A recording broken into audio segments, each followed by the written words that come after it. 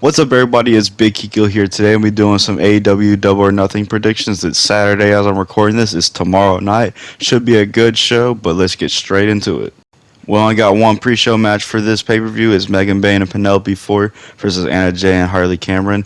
We all know how this is going to go. Megan Bayne and Penelope are going to end up winning this match. It's going to be end up being a squash, if not just like a extended squash kind of thing.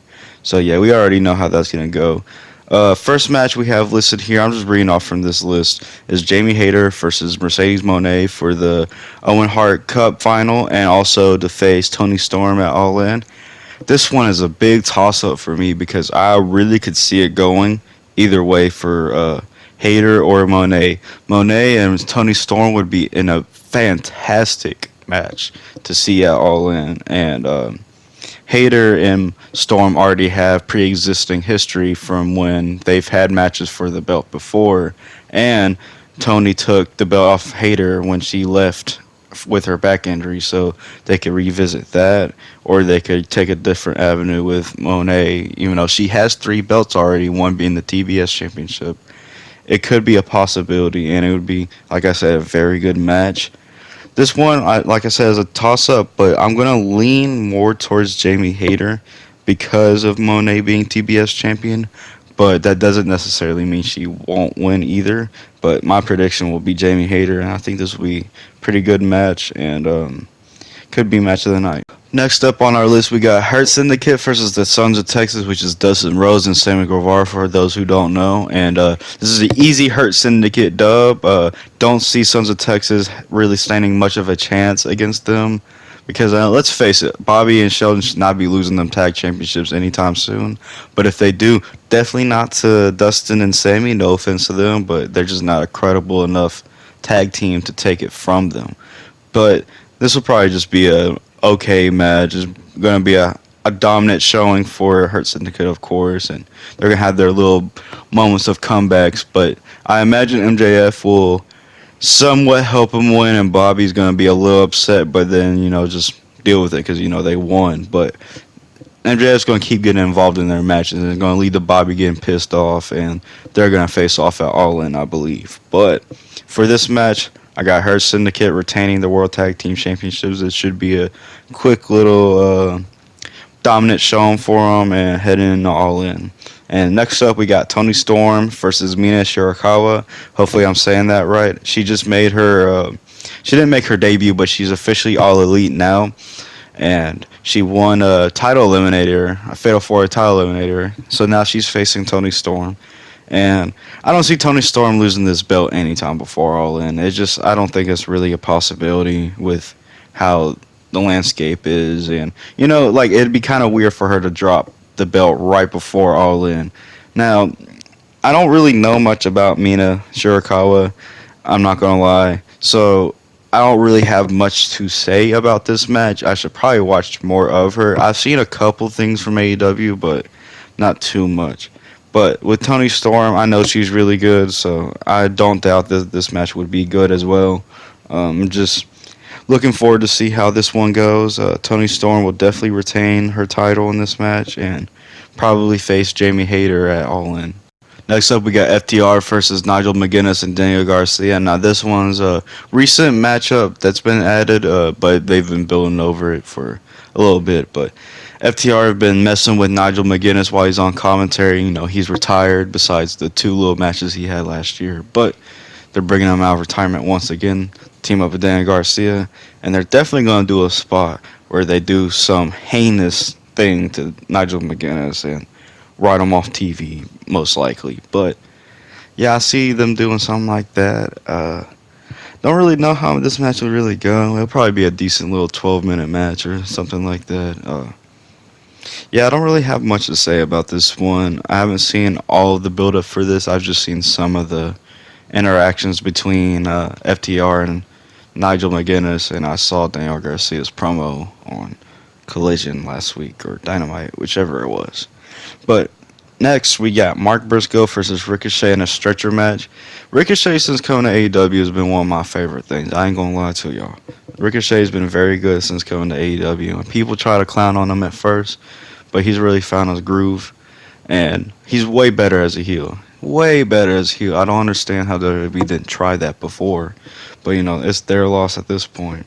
And Mark Briscoe, he's also one of my favorites to watch in AEW. Like, I haven't always watched him. I watched some Briscoe matches in ROH like a long time ago, and I've seen clips of the FTR matches, but never really seen too much of Mark Briscoe. But he's been one of my favorites over the last year since watching more AEW or picking up watching more AEW than I was, and yeah, he's one of my favorites to watch. And with this being a structure match, they'll bring the violence.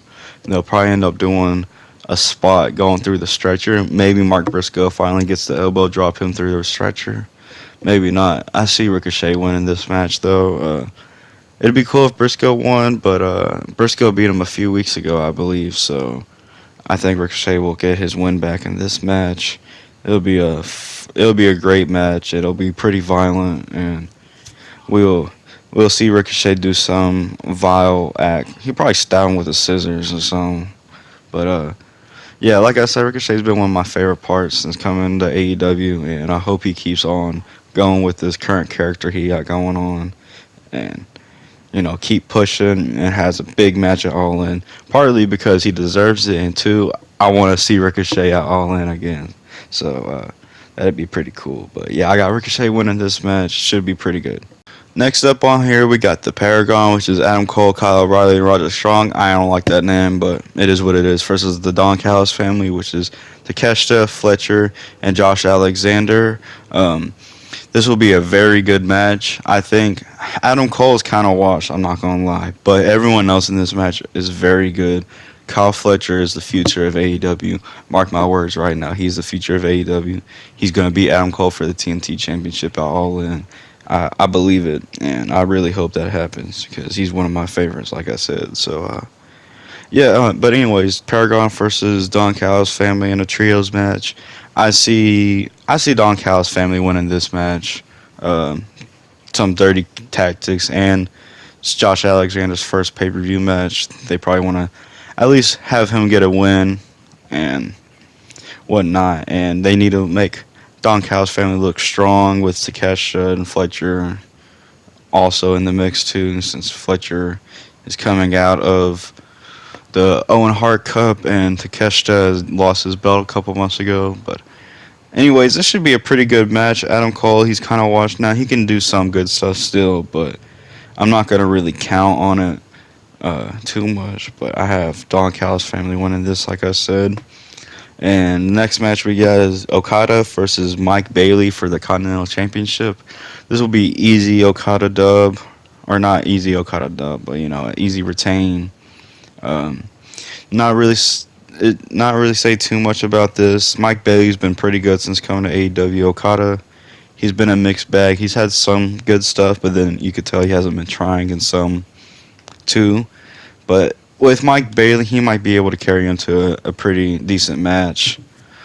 Mike Bailey has only been in AEW for a few months, and I don't see Okada losing the belt this close to All In, especially since they teased the Omega match all the way back at World's End, and we're definitely getting that match for the unification of the belts at All In. And yeah, I don't want to get into that too far, but I have Okada retaining his belt. It should be a decent match.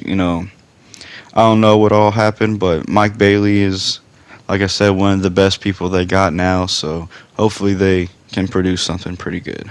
Next up, we got the Anarchy in the Arena matches. Kenny Omega, Swerve, Will Nightingale, and the Ops versus the Death Riders and the Young Bucks, and this will be a very interesting match because I really don't know who could win at this, and at the same time, I feel like the Death Riders are most likely gonna win.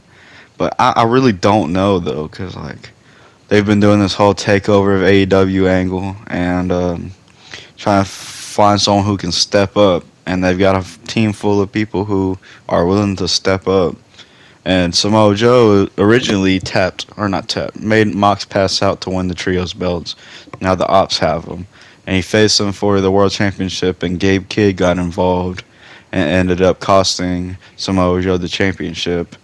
And now they're going to do this match, but Gabe Kidd isn't in it. But he'll definitely get involved because, It'd be kind of weird if he got involved in the storyline and then just dipped out. You know what I'm saying? So he'll definitely get involved in some way. I just don't know what exactly. And with it being Anarchy in Arena, this will be a very, very chaotic match. It'll probably be about 30 some minutes of just straight chaos. Like last year where Darby put Jack Perry on fire. My bad, I just fucked that all up. But no, he caught him on fire, did all that crazy shit, and thumbtack super kicks to the face of Darby, all that crazy shit. So probably do something crazy again this year. They always do something to top themselves, and man, I really don't know what all they could do, but I think the Death Riders will end up winning this match, unfortunately. But they'll have this match happen because this isn't the main event.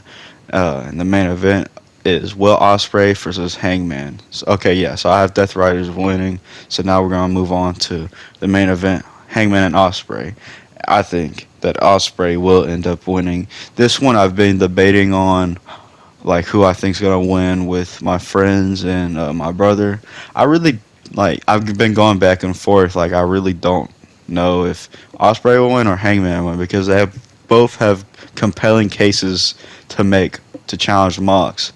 But my only fear is them challenging Mox, they're gonna lose. But that's in the future for All In. I'm just more worried about that because I'm going. But for this match, this will be a fantastic match. Might be one of the best AEW matches ever if it's done correctly because these are two of the best they've had in their entire history as a company. Hangman is probably my favorite in AEW, and Ospreay I didn't really like him too much at first, but I've grown to like him over the last year, and he's really fun to watch. And him and Hangman will bring the fucking fight to each other in that match, and man, it'll just be really good. I can see them going like 30 minutes over even.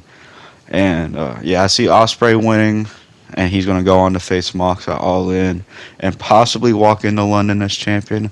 Probably not, but possibly. But those are my AEW predictions, Double or Nothing predictions. Let me know what y'all think. I don't think I'm going to do very good on my predictions. I'm not going to lie. I think I'm going to get at least 4 or 5 of them wrong, but who knows. But I'll catch y'all there at Double or Nothing when it happens. See ya.